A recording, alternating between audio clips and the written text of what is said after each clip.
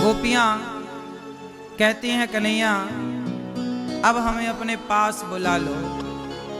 हे कन्हैया अब तुम्हारे बिना ना संसार में हमें अच्छा नहीं लगता।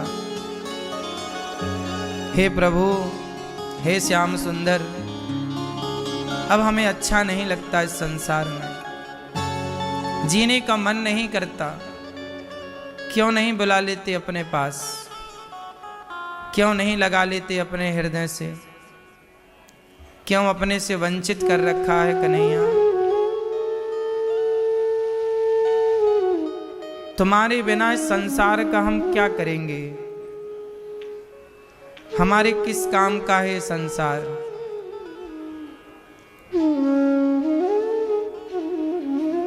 तुम हो तो ये संसार है। जैसे पति है तो पत्नी का श्रृंगार है,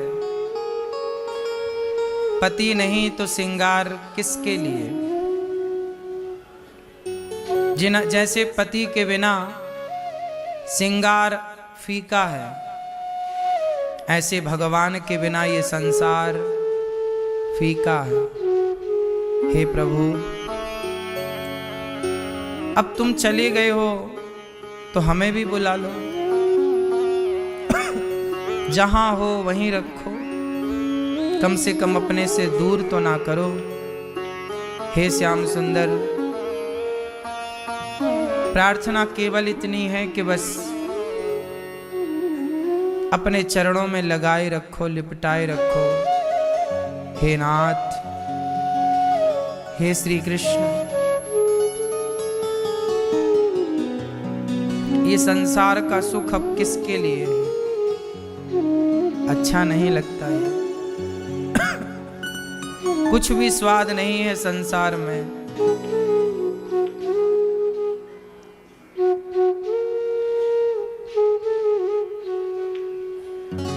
अपने पास बुला लो प्रभु। उद्धव जी बोले सखियो ऐसा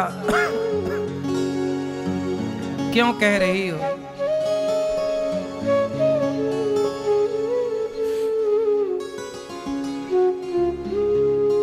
देखो ये प्रेम जो है बड़ा अटपटा है।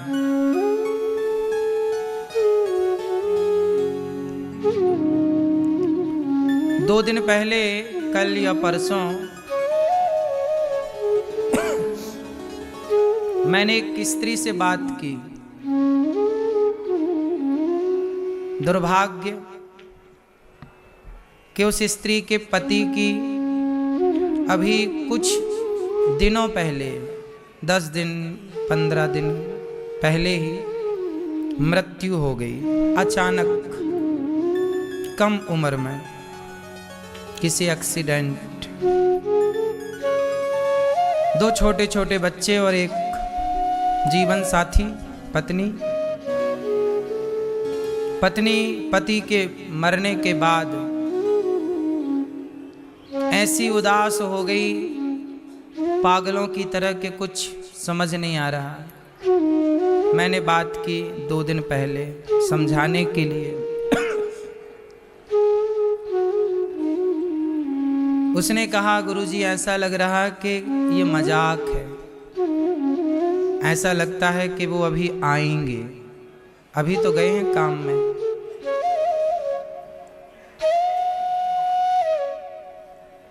कितनी सच्ची बात है ना ये। संसार से जब हम प्रेम कर लेते हैं, जिससे प्रेम करते हैं, यदि वो चला जाए भगवान के घर, तो ऐसा लगता है थोड़ी देर के लिए मजाक कर रहा है कोई। ये जो दृश्य है ना, ये एक मजाक है, पर वो होता तो सच्चा ही है। सोचिए, वो महिला है, पानी भी नहीं पीती, एक कोने में बैठी है तो बैठी है। किसकी याद में? एक पति, एक पुरुष के लिए। जीवन साथी चला गया, बैठी है तो बैठी ही है, कोई खिला दिया तो कुछ खा लिया, वरना खाने में अब उसका मन नहीं है, भूख नहीं लगती, कुछ भी अच्छा नहीं लगता उसे। सोचिए, संसार के एक सामान्य व्यक्ति के प्रेम में ये स्थिति है, तो जगत के पालनहार से जिस दिन प्रेम हो जाएगा स्थिति क्या होगी।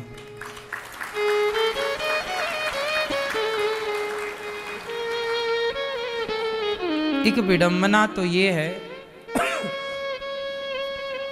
कि हमने प्रेम संसार के लोगों से कर लिया, उन लोगों से कर लिया जिनका जाना तय है, निश्चित है। जितना मन, जितना दिल, जितना प्रेम संसार के व्यक्ति से हुआ, इतना प्रेम भला भगवान से कहाँ हो पा रहा है। वो एक पत्नी जैसे अपने पति के लिए पागल है ना खा रही है, ना पानी पी रही है, ना तो उसे नहाने का ख्याल है, ना तो कपड़े बदलने का ख्याल है, ना मुंह धुलने का ख्याल है, ना सोती है। सोचिए, ये स्थिति किसी इंसान के लिए तो हो सकती है, लेकिन यही स्थिति जिस दिन भगवान के लिए हो गई, सच कहता हूं इसी जन्म में भगवान मिल जाएंगे। यही स्थिति चाहिए, यही स्थिति चाहिए ईश्वर के लिए। विडंबना देखिए कि ये स्थितियां सांसारिक लोगों के लिए तो बन जाती हैं, भगवान के लिए बना पाना यही स्थिति कितना कठिन है। क्योंकि हम संसार को अपना मान लेते हैं, संसार से प्रेम हो जाता है, भगवान को अपना मान नहीं पाते, भगवान से प्रेम हो ही नहीं पाता। इसलिए गोपियां कहती हैं, उद्धव बताओ कि हमारे कृष्ण कब मिलेंगे, कब आएंगे। गोपियां कह रही हैं, कब आएगा मेरा सांवरिया, कब आएगा मेरा सांवरिया,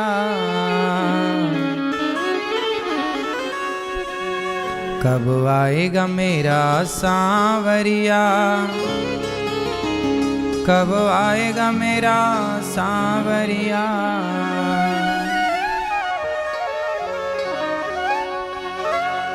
कब आएगा मेरा सांवरिया,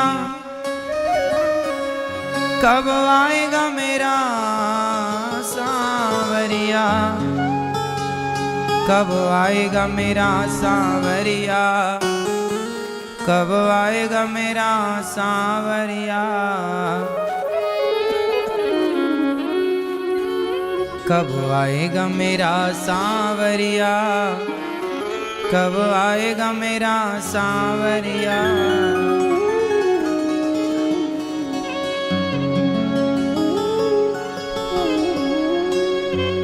जाने कब आएगा मुझे अपना बनाएगा,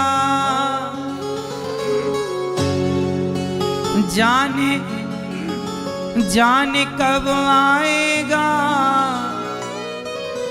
मुझे अपना बनाएगा,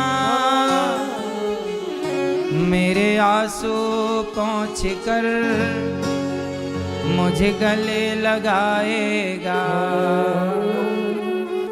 मेरे आंसू पोंछ कर मुझे गले लगाएगा। कब आएगा मेरा सांवरिया, कब आएगा मेरा सांवरिया। थक गए नैना मेरे रसता निहार के,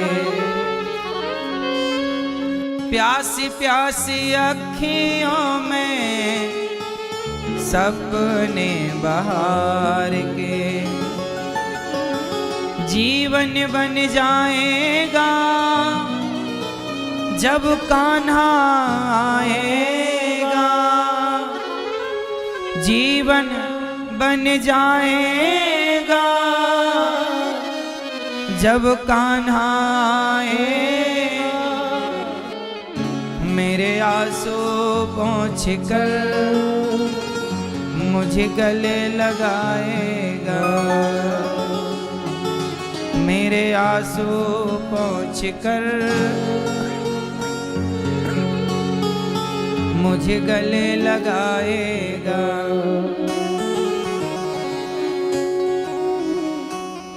गोपियां कह रही हैं कब आएगा उद्धव, तुम आए हो, कृष्ण कब आएंगे? हे गोविंद कृष्ण कब आएंगे? गोपियां कुछ कहती हैं, ये बताओ हमारे कृष्ण ने क्या भेजा है? पत्र निकाला भगवान का लिखा हुआ, गोपियों ने उस पत्र के गोपियों ने उद्धव जी से छीना, एक ने छीना, दूसरी ने एक टुकड़ा किया, टुकड़े टुकड़े कर दिए और टुकड़े टुकड़े करके उस पत्र के माथे से लगाया, चूमा हृदय से लगाया। उद्धव जी ने कहा सखियों कम से कम पत्र को पढ़ तो लिया होता, तुमने पढ़ा नहीं और फाड़ दिया। गोपियां बोली उद्धव हमने तो कृष्ण को ही पढ़ लिया है, कृष्ण के पत्र में क्या लिखा है पढ़ने की जरूरत नहीं, बस कृष्ण ने हमारे को याद किया है, हमारे लिए इतना पर्याप्त है। देखो कितना प्रेम है, भगवान ने हमें याद किया है बस, बहुत। एक भक्त थे, एक भक्त थे, नारद जी उनके पास गए, जंगल में वो रहते थे।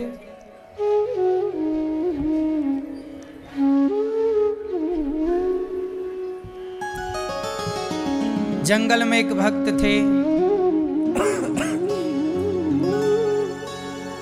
नारद जी गए तो जंगल में भक्त ने पूछा कि नारद जी बताओ हमें भगवान कब मिलेंगे? नारद जी बोले मैं भगवान से पूछ कर आता हूं। तभी एक गांव के बाहर एक पेड़ के नीचे एक मोची बैठा जूता सिल रहा था। मोची ने कहा नारद जी बताओ भगवान हमें कब मिलेंगे? दोनों का एक ही सवाल था, साधु का और मोची का, कि भगवान हमें कब मिलेंगे। नारद जी गए भगवान नारायण के पास, प्रभु आपके दो भक्त मिले हैं, दोनों ने पूछा है कि आप कब मिलोगे, बताओ कब मिलोगे। भगवान बोले जाओ दोनों से कहना कि वो जिस पेड़ के नीचे बैठे हैं, साधु बैठा है पीपल के पेड़ के नीचे और संयोग से मोची बैठा है वो भी पीपल के पेड़ के नीचे। भगवान ने कहा कि जाओ कहना कि पीपल के पेड़ में जितने पत्ते हैं उतने जन्मों के बाद मिलूंगा मैं। नारद जी गए साधु के पास। साधु बोले महाराज भगवान कब मिलेंगे? बोले भगवान ने कहा पीपल के पेड़ में जितने पत्ते हैं उतने जन्मों के बाद। साधु ने कहा नारद जी इतना लंबा समय, इतने वर्ष लग जाएंगे, इतने जन्म, पता नहीं। साधु की श्रद्धा कम हो गई, भक्ति कम हो गई। कितना लंबा टाइम है, कौन इंतजार करेगा इतना लंबा, किसे समय है। नारद जी मोची के पास गए। मोची ने कहा कि भगवान कब मिलेंगे। कहा ये पीपल का पेड़ है, इसमें जितने पत्ते हैं उतने जन्मों के बाद।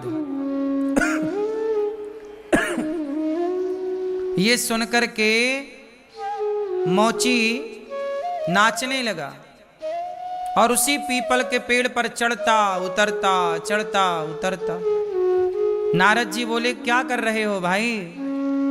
उस मोची ने कहा नारद जी इतने जन्मों के बाद ही सही, कम से कम प्रभु को याद तो है कि किसी मोची को भी दर्शन देना है। मैं याद रहा उन्हें,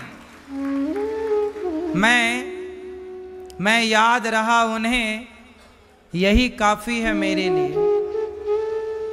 मैं याद तो हूं कम से कम उन्हें, जगत के पालनहार को मैं याद हूं। जब इस विश्वास के साथ प्रसन्नता के साथ मोची पेड़ पर चढ़ता उतरता, तभी वो इतना भाव विभोल हो गया, डूब गया प्रेम में कि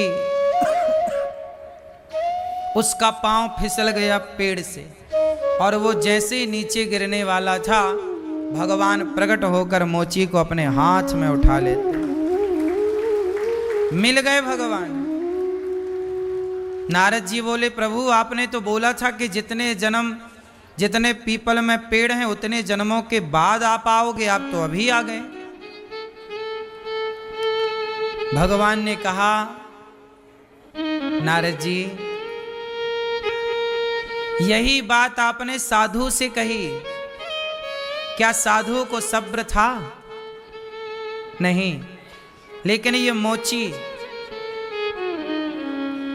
इसे सब्र देखो, इसके प्रेम ने, इसकी भक्ति ने, इसके विश्वास ने मुझे इसी जन्म में खींच लिया अपनी ओर।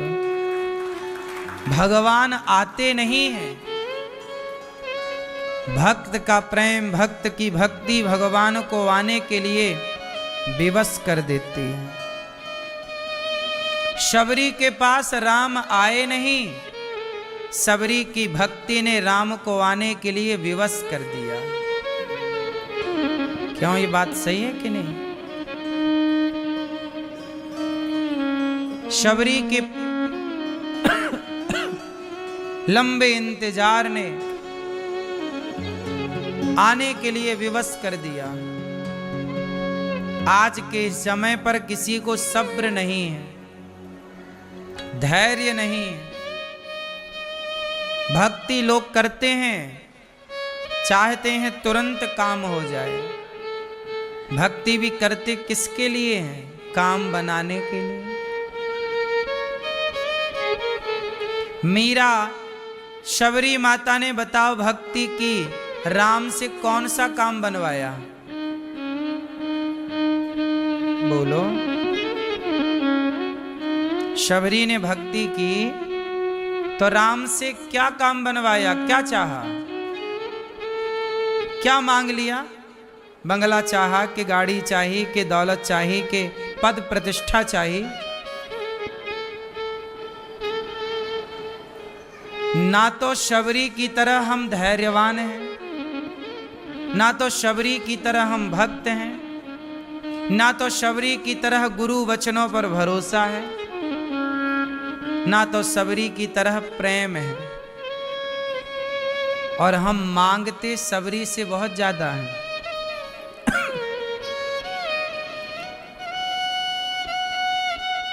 हम लोग भक्त के नाम पर, भक्ति के नाम पर भगवान से कुछ ना कुछ मांग लेते हैं। बिना मांगे आजकल भक्ति ना के बराबर है। गोपियां भगवान को याद कर रही हैं।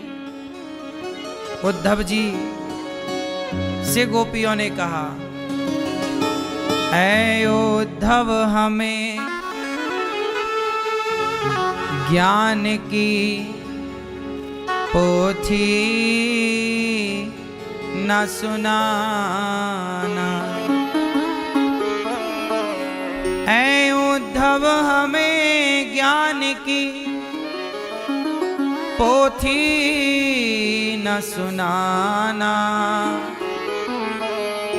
हम प्रेम दीवानी हैं, वो प्रेम दीवाना।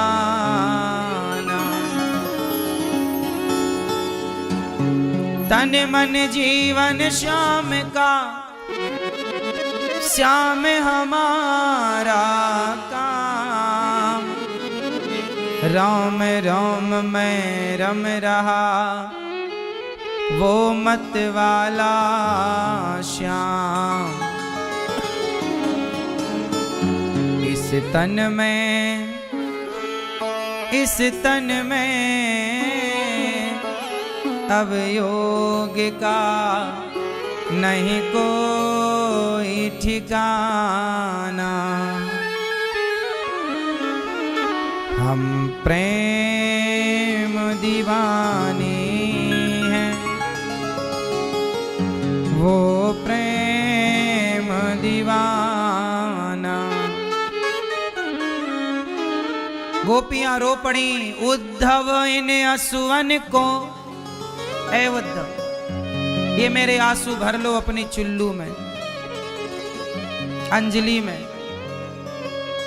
उद्धव इन असुवन को हरि सन्मुख ले जाओ। पूछे हरि कुशल तो चरणों में दियो चढ़ाओ। कहियो जी, कहियो जी, इस प्रेम का यह तुच्छ सा नजराना।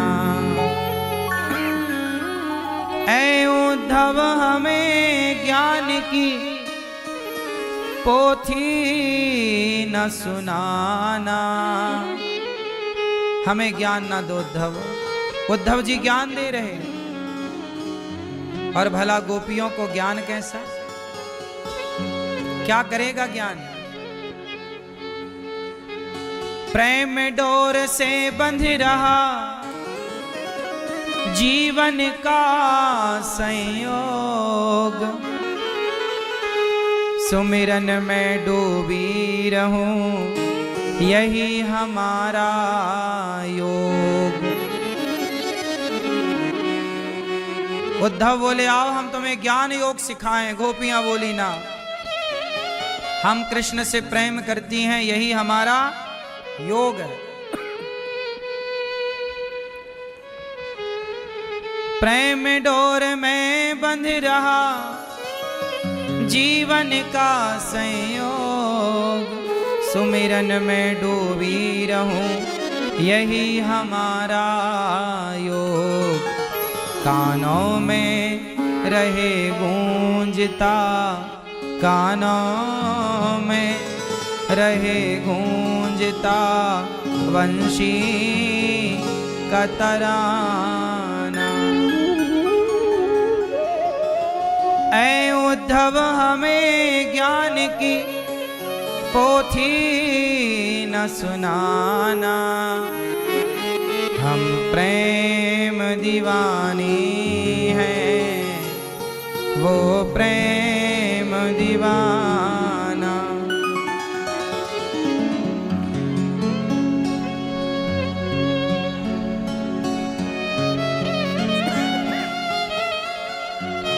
हे गोविंद, अब तो